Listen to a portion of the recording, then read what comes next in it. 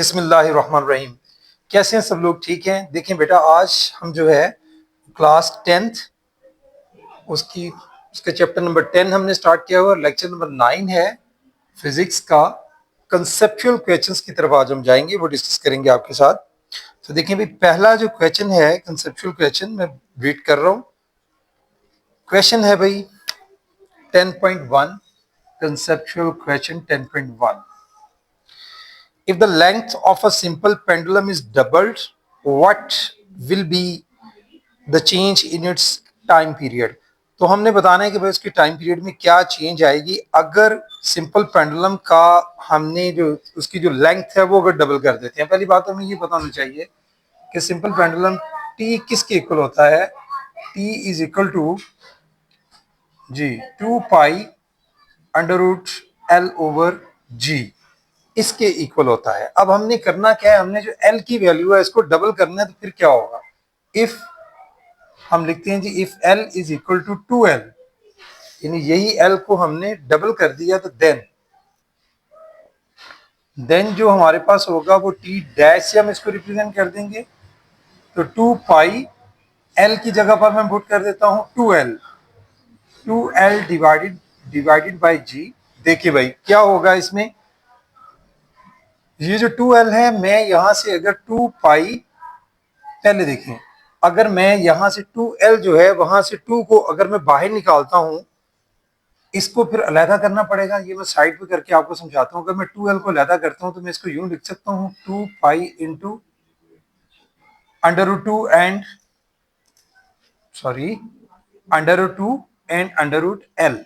यानी मैं इस तरह से इन दोनों को अलहदा अलहदा कर सकता हूं कि मैं अंडर रूट 2 को और अंडर रूट एल को अलहदा कर सकता हूँ। तो यहाँ से अगर मैं इसको बाहर निकाल लेता हूँ तो 2 अंडर रूट की फॉर्म में अलहदा होगा यहाँ से। तो ये हम इसको लिख सकते हैं फिर 2 अंडर रूट 2 पाई, और यहाँ पर हमारे पास क्या बचेगा, L over G in the square root form या अंडर रूट फॉर्म।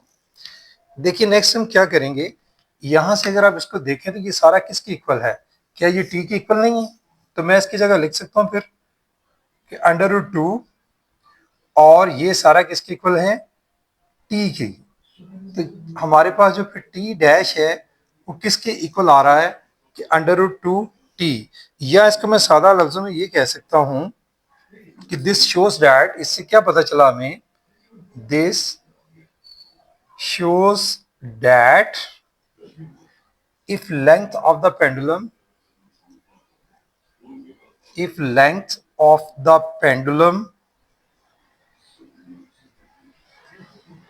क्या हमने किया था, double. If length of the pendulum is doubled, तो क्या हुआ, देन हमारा टाइम पीरियड जो है वो किसके इक्वल आ रहा है, देन टाइम पीरियड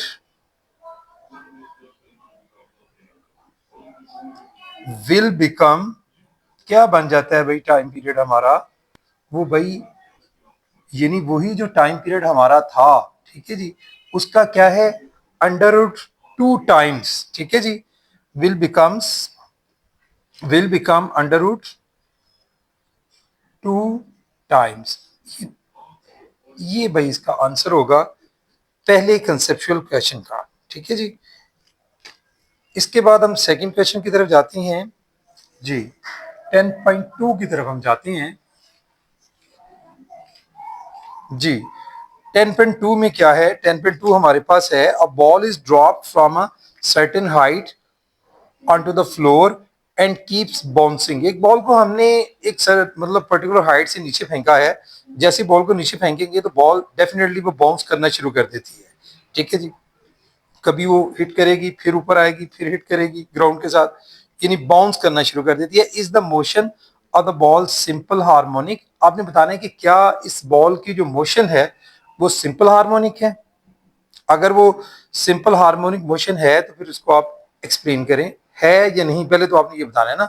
तो क्या होगा भाई, जो 10.2 है उसका मैं आंसर यहाँ पे आपके साथ शेयर कर रहा हूँ कि जब बॉल को हम बाउंस करते हैं तो क्या वो सिंपल हार्मोनिक मोशन होगी, पहले तो हमें ये बताना चाहिए।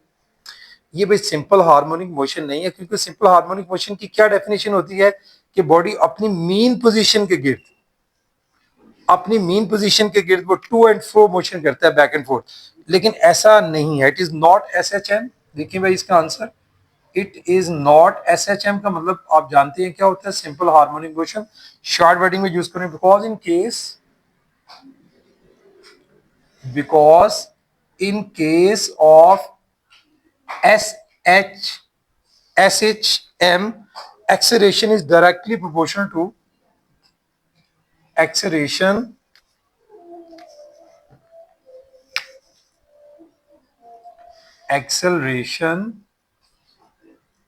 is directly proportional to the displacement। ये आपने पीछे सारा इसको डिस्कस किया है, टू द डिस्प्लेसमेंट, बट यहां पर क्या है, but this does not happen, this does not happen, this does not happen in case of bouncing of the ball, in case of bouncing of ball। अच्छा जी, इन SHM आपने ये भी देखा था कि जो वेलोसिटी होती है वो मैक्सिमम होती है एट मीन पोजीशन, ठीक है जी। इन SHM, दूसरी बात हम कर रहे हैं, in SHM the velocity is maximum, the velocity is maximum ji, the velocity is maximum at mean position. कहां पर मैक्सिमम होती है, at mean position,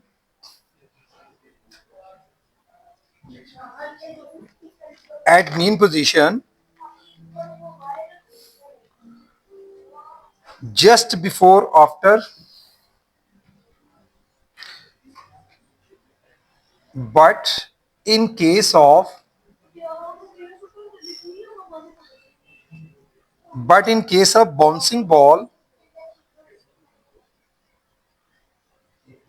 but in case of bouncing ball, velocity is maximum,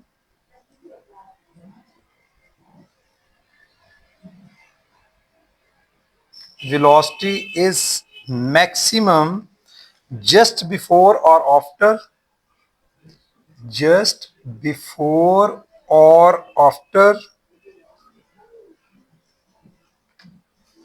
the ball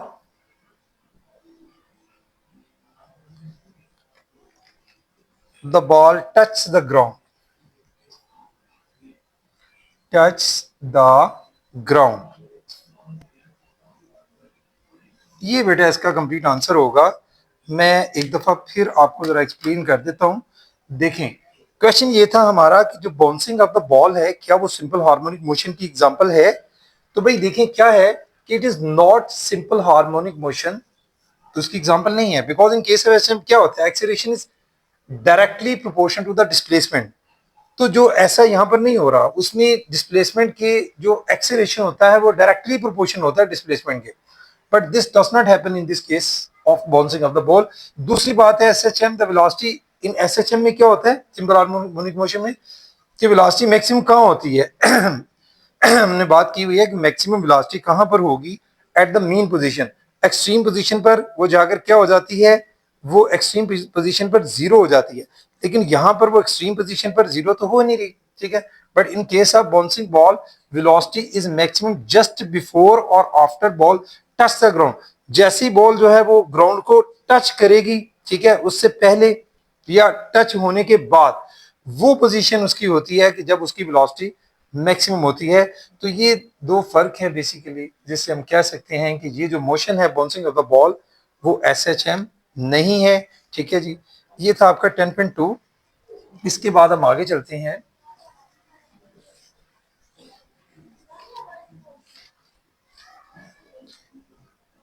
next हमारा question है जी 10.3।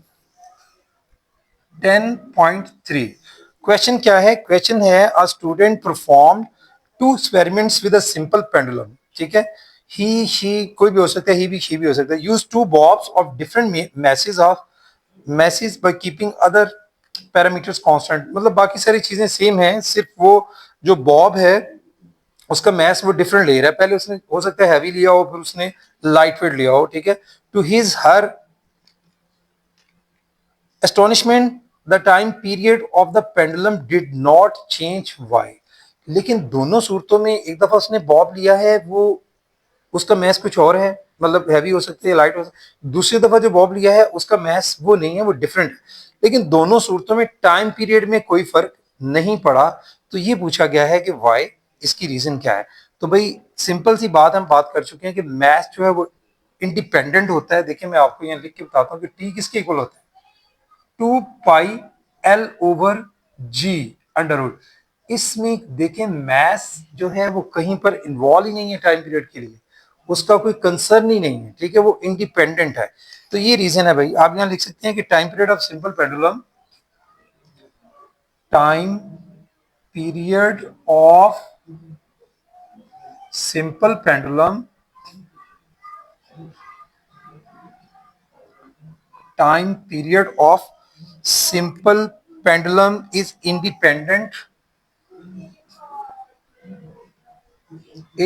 independent of mass. यानी mess से वो independent है, उसका कोई कंसर्न नहीं है मैस का. सो time period of simple so time period of simple pendulum do not so the time period of simple pendulum does not change by changing the mass of the bob. ठीक है जी, ये आप reason लिखेंगे इसके लिए, changing the mass of a Bob. ठीक है जी. Bob वो छोटा सा मेटल का जो भी बॉल टाइप होता है, ठीक है, मेटल का गोला होता है छोटा सा, जिसको बांधा जाता है इस प्रोसेस के लिए सिंपल पेंडुलम में. तो बात ये हो रही थी कि क्या उसके बढ़ने से, बढ़ाने से, चेंज करने से उसकी वैल्यू जो है मैस कम ज्यादा होने से कोई फर्क पड़ता है. तो भाई कोई फर्क नहीं पड़ता, क्योंकि मैंने जैसे आपको ये फॉर्मूला साइड में लिख के बता दिया, इसमें मैस का कंसर्न ही नहीं है. टाइम पीरियड निकालने के लिए आपको लेंथ चाहिए और वैल्यू जी, 2 पाई कांस्टेंट वैल्यू है. तो भाई इसमें मैस चूंकि मौजूद नहीं है तो उसका कंसर्न नहीं है. ठीक है. तो time period simple pendulum is independent of mass, so time period simple pendulum does not change by changing the mass of the Bob. Bob का मैस आप चेंज करते हैं, इससे कोई फर्क नहीं पड़ेगा. ठीक है, टाइम पीरियड सेम आएगा. ये था हमारा 10.3. नेक्स्ट हमारे पास है 10.4. वो देख लेते हैं उसमें क्या पूछा गया है हमसे. 10.4 क्वेश्चन है भाई हमारा कि what types of waves do not require any material medium for their propagation. ये तो सिंपल सा है भाई. ये आपको पता है कि इलेक्ट्रोमैग्नेटिक वेव्स जो हैं do not require any material medium for their propagation. तो आंसर आप सीधा लिख देंगे electromagnetic waves do not require any, ठीक है जी, do not require any material medium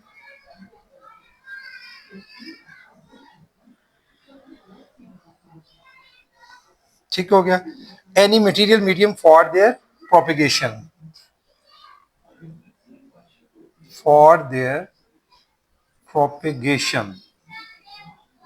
ये भाई सिंपल आंसर इसका था जो पूछा गया था. इसके बाद आगे चलते हैं 10.5 की तरफ. 10.5 में क्या पूछा गया है. Plane waves in the ripple tank undergo refraction के प्रोसेस से गुजरती हैं. तो क्या होता है, when they move from deep to shallow water, deep से शैलो वाटर की तरफ जाती हैं, तो क्या है कि what change does occur in the speed of the waves. The speed of wave जो है यानी speed of water waves decrease हो जाती है। ये आपने लास्ट रिपल टैंक आर्टिकल जब हमने बात की थी वहां ये बात हम कर चुके हैं। The speed of water waves, the speed of water waves जो हैं डिक्रीजेस इन शैलो वाटर, डिक्रीजेस इन शैलो वाटर। ये थे भाई हमारे टोटल जो कॉन्सेप्चुअल क्वेश्चंस थे, वो हमने सारे आपके साथ डिस्कस कर लिए। तो बेटा ये क्वेश्चंस जो हैं जहन में रखिएगा कि काफ़ी सारे, मतलब मैंने जैसे लास्ट टाइम बात की थी कि बहुत से टीचर्स जो हैं इनको इतना ज़्यादा हाईलाइट नहीं करते, इन पर बात नहीं करते स्कूल्स में। तो याद रखें कि अब बोर्ड का पैटर्न जो है वो चेंज होने जा रहा है, बल्कि काफ़ी हद तक हो भी गया है। अभी लास्ट मैंने आपको बताया था कि 9th पार्ट 2 जो फिजिक्स का पेपर आया था अभी इसी साल, उसमें से ऑलमोस्ट समझ लें ऑलमोस्ट 25 कहा गया था, लेकिन ऑलमोस्ट 40 या 40% से ज़्यादा पेपर जो था वो कंसेप्चुअल और ऐसा पेपर था जो हटकर था। तो इसलिए बेटा आपको हर तरह के पेपर के लिए तैयार रहना चाहिए। ठीक है, ये वो कंसेप्चुअल क्वेश्चंस हैं, आपने इनको भी बाकी जैसे बुक के क्वेश्चंस को तैयार करना है, इनको भी वैसे तैयार करना है। तो भाई आज के लिए इतना ही। ठीक है, तो आप लोग इसको तैयार करेंगे अच्छे से। ठीक है जी, तो थैंक यू वेरी मच। अस्सलाम वालेकुम टू एवरीवन।